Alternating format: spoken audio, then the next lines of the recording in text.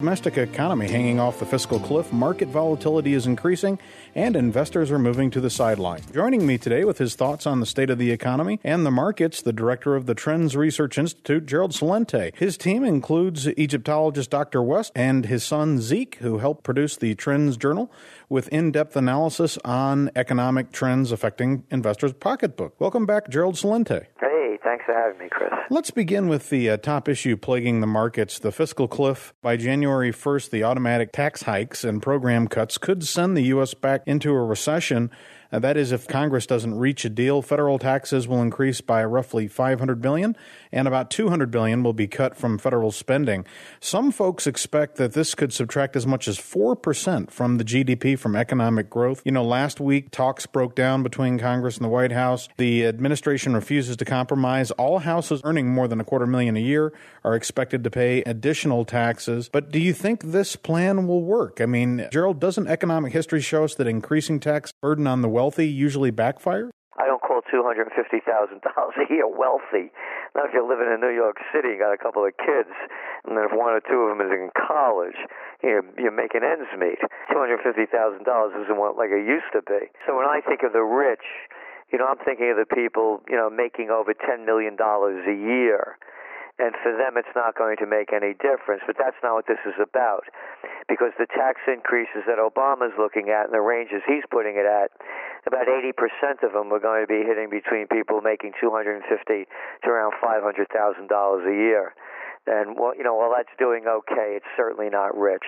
And the other issue to me is that how far do people have to look to see what a failure it's going to be?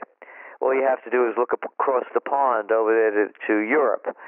Look what the rise in taxes and the cuts in services and other spending have done.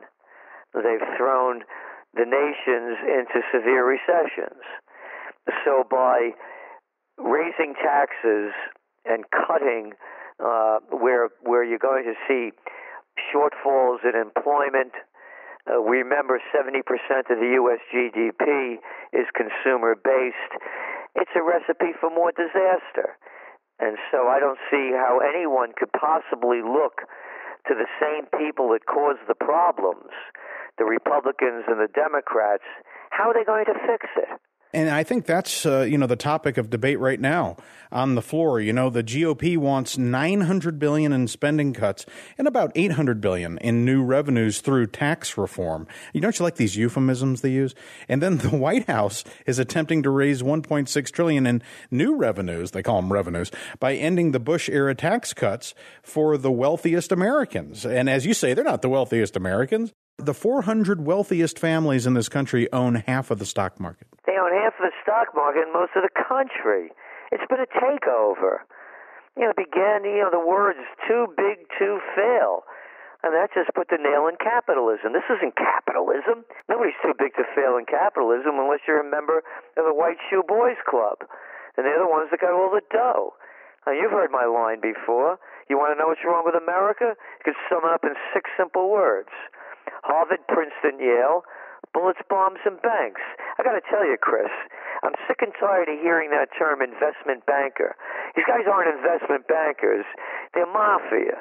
And they're just in a different game, and they're on the inside deal.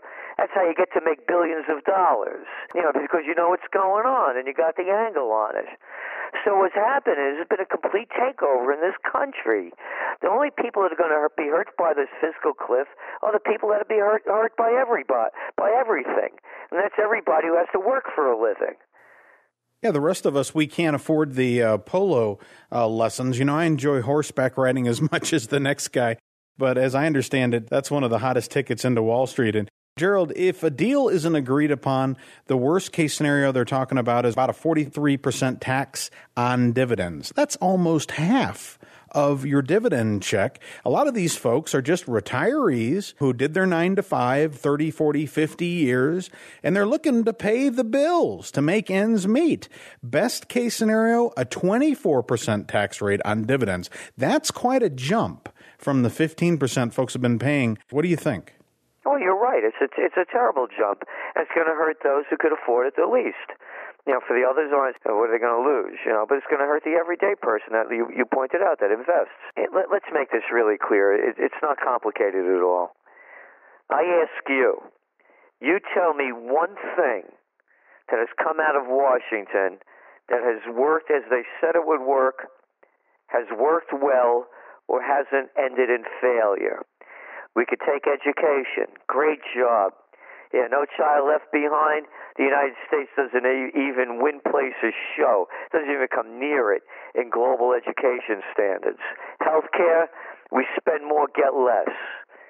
How about wars? Oh, these guys are brilliant. A bunch of Petraeuses and Allens, that's who they are. These cats haven't won anything since World War II. Oh, I forgot Grenada and Panama. Everything they touch, they fail at. And they're destroying the government. And you've got to remember also that these politicians get paid off very cheaply. So they're going to do whoever does pays their bills. They call them campaign contributions. Adults call them bribes and payoffs. So they're going to sell out the American public as they always do, come up with nothing, and cost us a lot. Oh, here's the one that no one's talking about, Chris. The other day, Congress voted, the Senate rather, voted 98-0 for a $631 billion defense budget. That doesn't include all the other stuff they add into it that brings it over about $1.3 trillion. These are the people that start wars. Well, let's turn to an excerpt from the latest Trends Journal. You say Americans call it quantitative easing, QE3. Europeans have another moniker for it. That's the Euro Rescue Fund and bond intervention, while China and Japan just call it stimulus. They're the closest to the mark there. But let's call it what it really amounts to, and that's mega money printing. Will the crashing housing market derivatives time bomb offset all of the stimulus, Gerald, or ultimately is this going to lead to runaway inflation? I don't know if it's going to lead to runaway inflation, but the result will be the same. It's a devaluation of the currency. So the inflation numbers don't go skyrocketing, but the value of the currency continues to go lower, and the end result is the same. And I think that's what we're seeing more of, is a devaluation of the currency. So, for example, you'll see a commodity price go lower, but the value of the currency is also dropping. So you have, for example, if you're living in Zimbabwe, that your currency is not worth anything, but the price of the commodity hasn't gone up, but the result is the same. Kind of like what they did in 1933 when America was on the gold standard. They forced people to turn in all their gold under penalty of law. When they turned in all the gold, you had to sell it to the government, what was it, $20.62 an ounce? Yep, and they revalued it at $35, I think. Right. So what did it do? It devalued the dollar. So when you look back at the Depression, you don't look at it as an inflationary period. You look at it as a depressionary period. But the result was the same. You also note the idea of monetary sovereignty could now become irrelevant simply because, virtually every central banker is debasing their currency in this dash to zero. But, if sovereignty is destroyed, who do you suspect is really pulling the reins? Well, there are a number of them, but they have names. Who was the guy that began the too big to fail lie? Henry Paulson under Bush. Where did he come from? Goldman Sachs gang. Who was the guy that devalued, that killed the Glass-Steagall Act? Robert Rubin. Put it into motion. It finally ended under Larry Summers. Where did he come from? CEO of the Goldman Sachs gang, like Paulson. Who's the guy that's the head now of the Bank of England? The City of London, the Las Vegas of Europe. That couldn't be Mark Carney, could it? Where did Mark Carney come from? Oh, he just came from Canada. No, before he came from Canada. Oh, you mean the investment banker with Goldman Sachs? According to the Gold Council, every increase in our U.S. debt, Gerald, since 2000 has led to a big boost in gold prices. Since a debt default is unlikely, and, they're probably just going to keep upping this debt ceiling. And that sounds like good news for precious metals investors. Yes, it's good news for precious metals. Life is going to go on. But remember, and I have to emphasize this, they're taking us to war again. So as you see these financial problems unfold, the nation won't be focused on them. I don't know if you know this. In 2000, I was commissioned by Virginia Military Institute, VMI, to speak about New Millennium Warfare after I wrote my book, Trends 2000. And some of the top generals in the United States are at that conference speaking about on panels after I gave my presentation, among them General Anthony Zinni. And what I you heard that saying that generals always fight the last war? When they take us to this next war, it's not going to be like the other war. This is a war of weapons of mass destruction, suitcase-sized nuclear weapons, dirty bombs, biological warfare. You have people that don't know what they're doing. Again, the same people that lost Iraq, lost in Afghanistan, destroyed Libya and turned it into a civil war, now are going to talking about entering into Syria. This is going to destabilize the entire Middle East. So we have much bigger issues here than the fiscal cliff. We have a bottomless pit if they take us to war. Everything you say rings true. As we look back over History 101, it teaches us that almost every war, each side is so completely convinced that it's going to be a quick, easy, war. It's going to be over in a few weeks, maybe a couple of months. And before you know it, you have the Civil War. You have World War I, the war to end all wars, and World War II. Also want to move on here. Although the Great Recession of 2008 has officially ended, unofficially, the economic train wreck continues, especially affecting the typical American household. Now, I'd like to share a few startling facts with you. 40% claim to have only $500 or less in their savings. More than 1 in 4 Americans does not have a single penny put aside for emergencies. Washington, D.C., one of the wealthiest regions in the nation, has almost 1/4 of its citizens living in cardboard boxes on the street, and the average household earns $4,000 less than just 4 years ago. Any comments? That's called progress. I'm serious when I say this. The merger of state and corporate powers is called fascism. And you look at the other data, the American median household income has declined, over 10% since the so-called Great Recession began. Our median household income is below 1999 levels. You keep going across the board, almost 50 million people on food stamps. You look at 27% of the kids being born into poverty. 50% of the college graduates have jobs that are high school level earnings, and they're not even living wages. You keep going down the list. You look at, the crime of this country, people being thrown out of their homes because they can't pay school or property taxes, elderly people working all their lives, people hitting hard times. And then you go and look what's happening over in Europe. I mean, it's anarchy really getting over there to the streets, and they're not reporting it like that here in the States. They're hardly even reporting on it. And then you look at what they're trying to do. You mentioned about China and Japan call it stimulus, as they're pumping more money into the system. And again, this is a new one for Japan to keep do it at these levels. But also, how about what they just did over there in Australia? Oh yeah, they lowered interest rates again to 1999 levels. So they all know what's going on.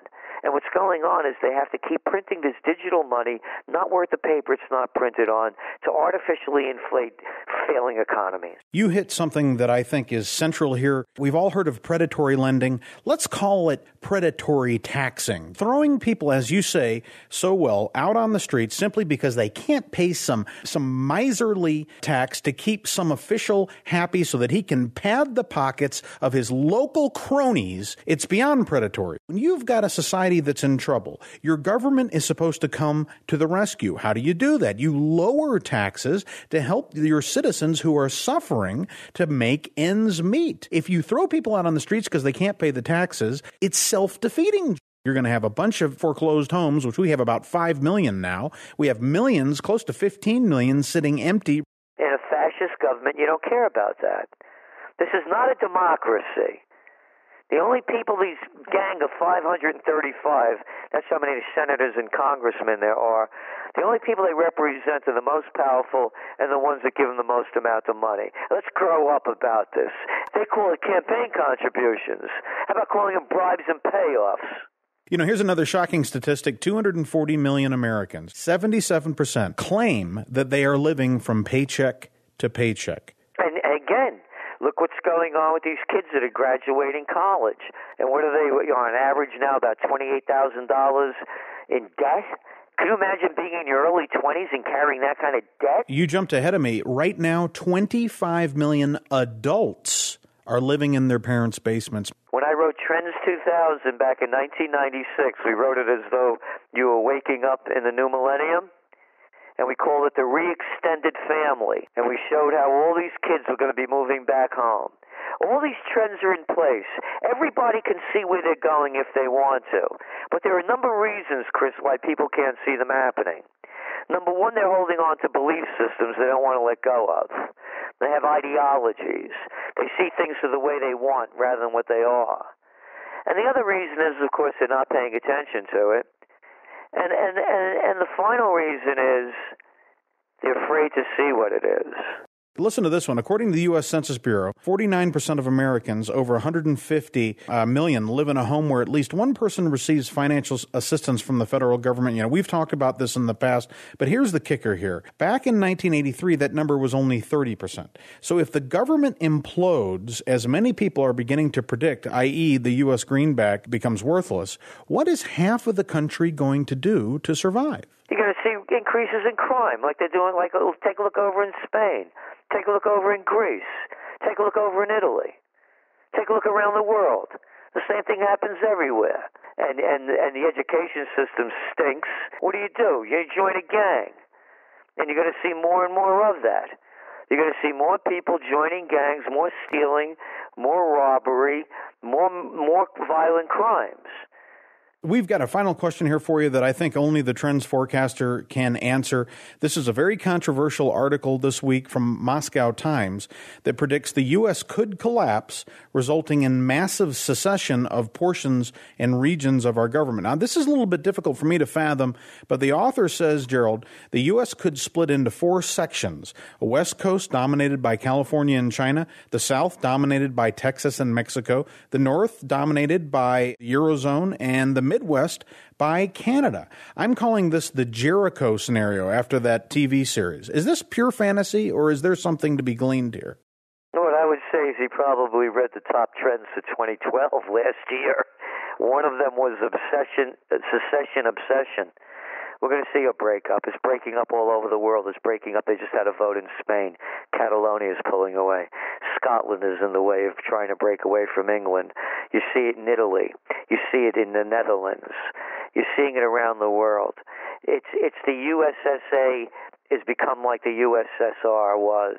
It's too big to manage. The Kremlin couldn't do it, and neither could D.C. So we've been writing about this, and it's happening already. You saw it following the Obama administration's, the Obama win. And again, I'm a political atheist. I didn't vote in this election. I don't vote for lesser of two evils. I don't go out with them. I don't do business with them. I don't deal with them. I certainly wouldn't vote for one to run my life. And I don't vote for a minor party because it's just supporting the system. They're not going to go anywhere. So having said that, when you saw what happened after the Obama election, 1 million people have signed on for secession. This is real. The country cannot be run by the Kremlin or D.C. It's the same thing. You know, call it what it is. And so you're going to see more and more breakups trying to happen. And I believe at some point it will. Gerald Celente from the Trends Research Institute, could you please tell folks what they'll find when they navigate their browsers to the Institute and how they can pick up a copy of the Trends Journal? Well, TrendsJournal.com, TrendsJournal.com. We have a discount request page there for people who can't afford the price, and the price is only $99 a year. Plus, from Monday through Friday, I do special trends in the news features to tell you what's going to happen and how to plan for it. Plus, the Trends Journal itself with the winter edition, the top trends for 2013. And I can tell you what the top one is going to be: peace. And we have a real plan for it. So during this season, the peace on earth, you're either for it or against it, because if people don't act very soon, their minds are going to be made up for them.